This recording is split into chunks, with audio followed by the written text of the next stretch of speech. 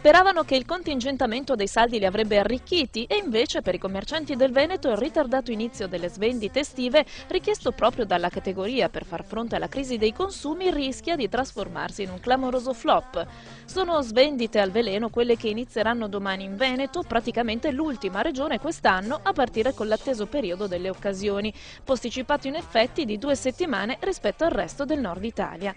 E forse a niente serviranno iniziative di shopping notturno alternativo per fermare l'emorragia di consumatori che per fare affari hanno sconfinato in Lombardia ed Emilia-Romagna o si sono affidati alla furba potenza dei megastore monomarca oppure, più verosimilmente, si sono già trasferiti al mare incuranti delle opportunità di acquisto.